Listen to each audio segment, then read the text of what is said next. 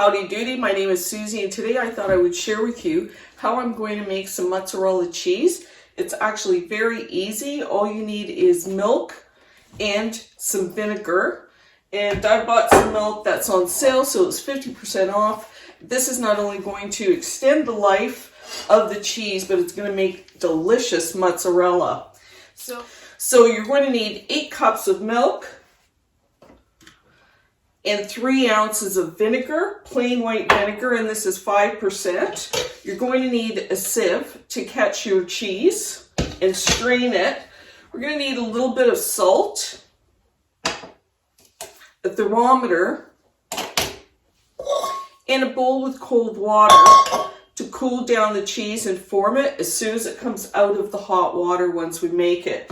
I've also got a little dish which I'm going to keep off to the side, and that's going to serve for us to store our cheese in. So I've pre-measured. I'm going to use 3 ounces of plain white vinegar, or 3/8 of a cup. And then I'm going to need 8 cups of milk.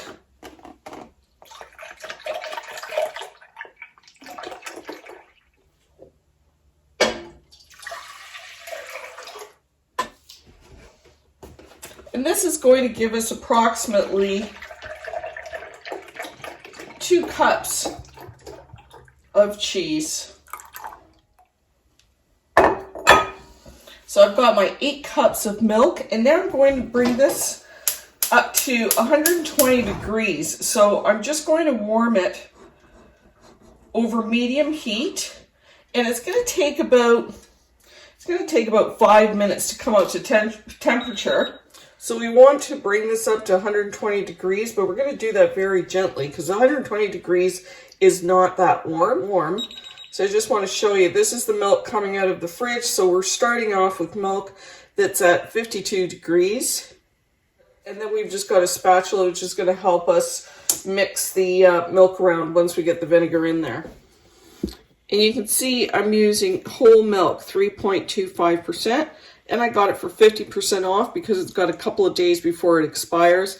This is perfect. So it's been about 5 minutes over medium. I'm just going to stir the milk so that I can get an accurate reading. It's between 121 and 120. So I've turned that off. So it's 120 degrees. Now we're just going to pour our vinegar through the milk.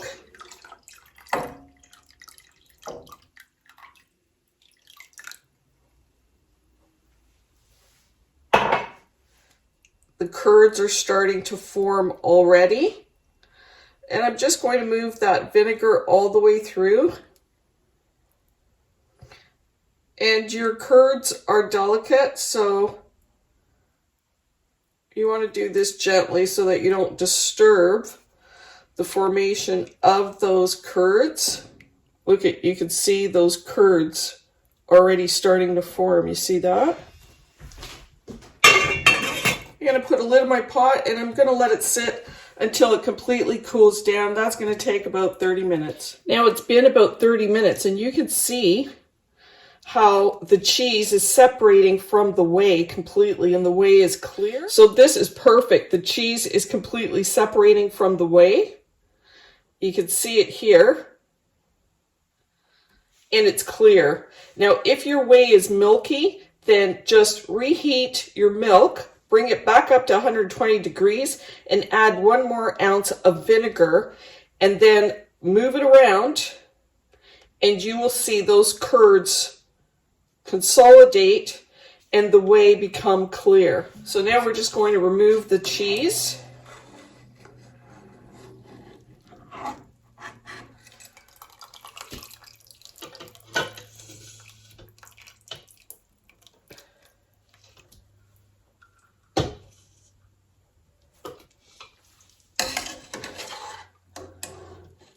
And you can see those curds.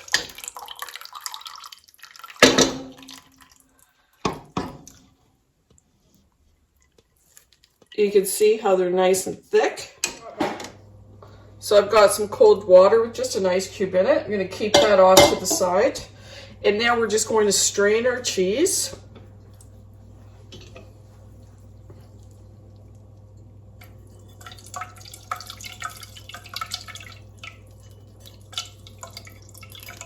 You can see how clear the whey is coming out.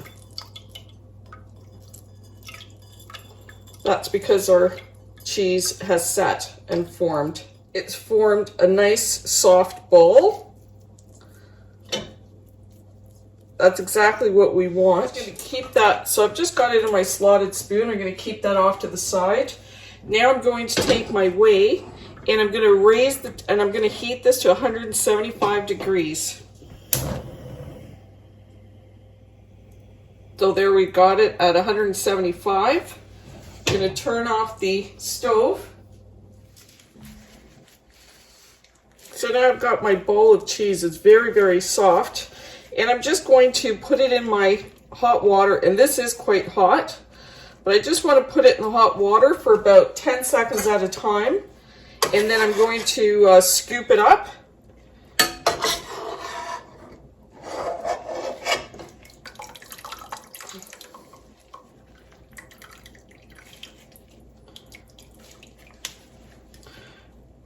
And you're just going to really just knead it.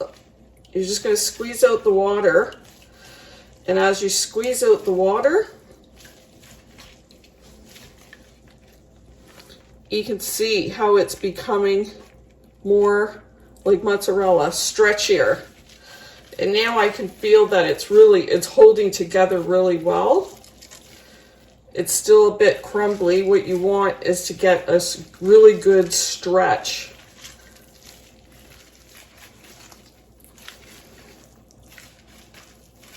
And you can see how it's getting very stretchy. So it's nice and stretchy.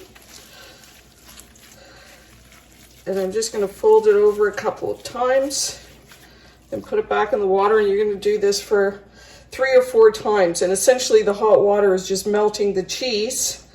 And as we're massaging it, we're making it stretchier and stretchier.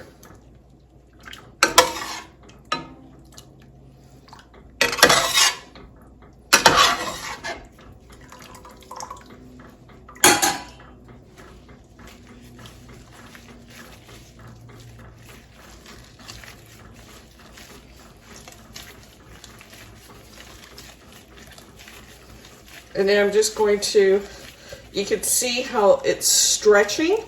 And as it's stretching, it's very shiny. That's when you know that it's done. And I'm just going to pinch the bottom and just make a nice circle. See how shiny it is? That's when you know it's ready. And now I'm going to put it directly in my cold water, and I'm going to let it sit until it's completely cooled. I'm going to store my whey. So now my shiny mozzarella is cooled down. And of course you can eat it just like this and slice it up fresh. I'm going to store it in my whey, and this is cold whey that has some salt in it. I'm going to store it like this as long as it's under the whey. It's going to keep for about 3 to 5 days. Alternatively, if you want a much drier mozzarella, then you can take saran wrap and wrap it and store it in the fridge like that.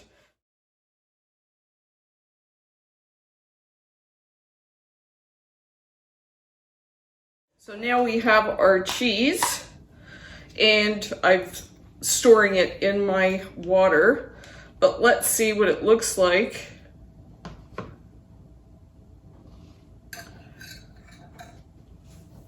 When you slice it, and storing it in the whey is going to keep it quite soft. Now the other thing you have to look out for is you really have to hit that 175 degrees in order to melt the cheese enough to create the stretch. So let's see. So I think that's got really nice, it's firm but yet it's still soft. And look at our piece of cheese. Really nice, soft mozzarella. And let's try it.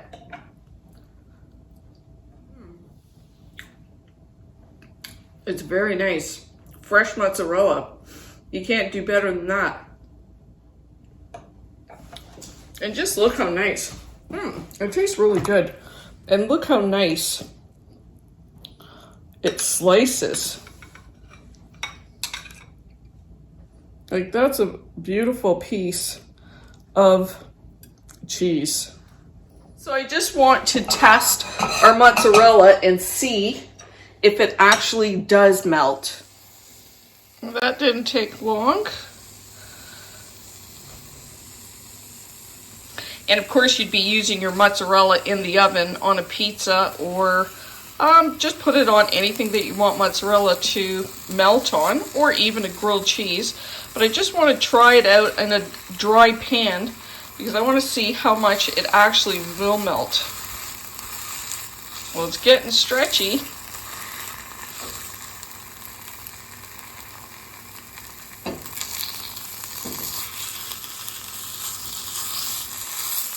Well, I think you can see that it does melt, that it certainly does. So I know that this will definitely melt on my pizza in the oven.